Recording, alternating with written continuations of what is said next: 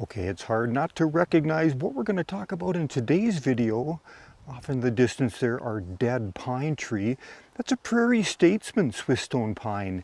And I've given it, well, quite a bit of time this spring. It's mid-June now, hoping it was going to break dormancy, the buds being viable and giving us a new whirl of growth. But pretty obvious now that it's dead and it's not going to come back from this. Hey everybody, I'm Kevin, and one of the most common questions I used to get when I worked at garden centers was, why did my plant die? People really wanted to know the reason. It was important to them. So that required a little bit of detective work, trying to build a history on the plant, when it was planted, how much water it might be getting, how much sun it's getting, are there disease, insects in the area? So a lot of different questions help kind of build the history on that plant, help you come up with a diagnosis or maybe a reason why it died. Now, with this Swiss stone pine, the Prairie Statesman, my suspicion are a couple different things. We had a severe burning event or a winter burning on evergreens about 5 or 6 years ago. Many different conifers showed winter injury, and what can happen is they'll get a needle shed, which is natural, but those buds remain viable and they break dormancy, break out, and then it's off to the races again. Well, that happened with our Prairie Statesman here, but it seemed like it never fully recovered. I kept getting more and more shed on the inner branches, which isn't real natural. It just became more thin. Here's a picture in a January setting that really shows how thin that plant is. But at the moment, the needles are, well, they're quite healthy, but that kind of changed as time went on. We started noticing just it had brown tipping and almost a pale green. So my suspicion is I also had root damage during that winter event. So the relationship between the root system and the above ground portion is important. The root system is feeding the top and the top is feeding the root system. If that goes out of balance, now you're going to have just a slow decline in a plant. Another problem could be that I use well water. My irrigation is set up where it does broadcast water not only over the lawn, but all the different ornamentals. So I'm starting to think that it might be that Swiss stone pines have a sensitivity to not only maybe water on the needles, but I might have high salts. And this might be just a plant that showed that it doesn't like that quite a bit. In fact, I've got another Swiss stone pine over here that kind of maybe backs up that theory for me. This is the Silver Whispers. On the lower branches, this is the type of symptom I was seeing on the Swiss stone pine, the Prairie Statesman. But if you look on the upper portion of the tree, it's quite healthy. The needles look pretty good.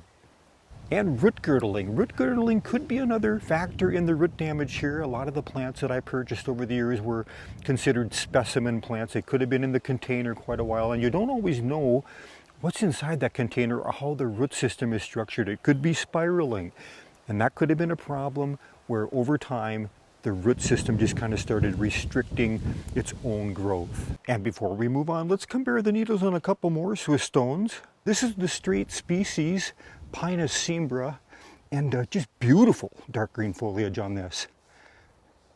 No burning whatsoever. The candles, kind of that little bit lighter green in the tips, those buds have opened up.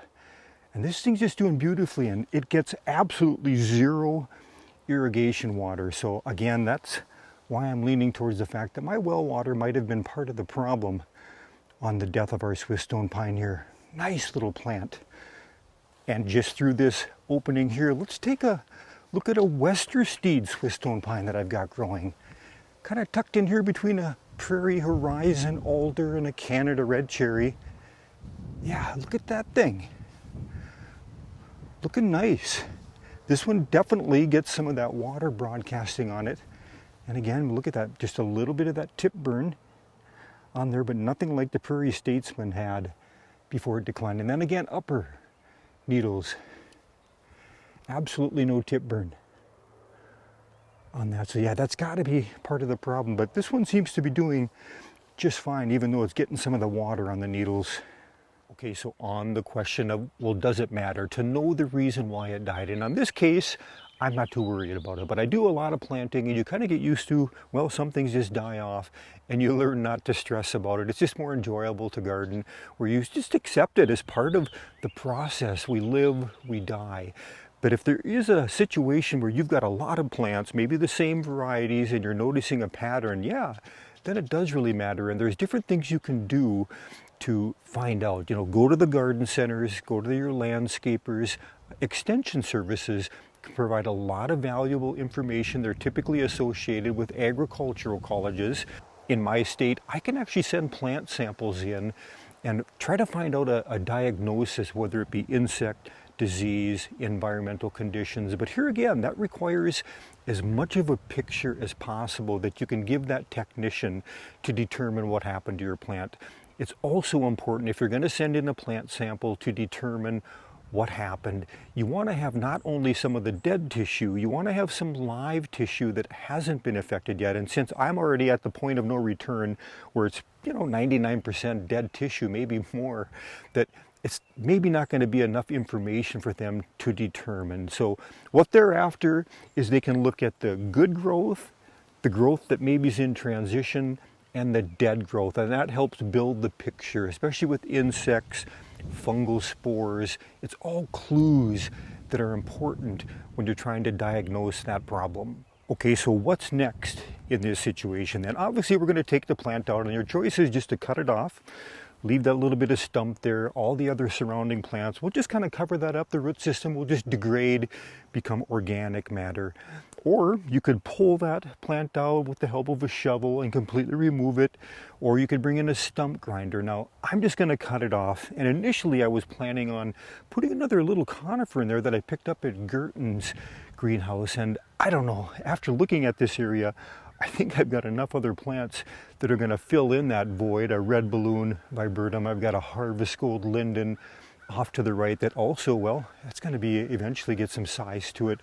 Okay, so I'm going to go ahead, and this is going to be a pretty easy process for me since I'm not going to be digging it out. Typically when I take out a tree, I just remove the main area so you can get in there and make your final cut.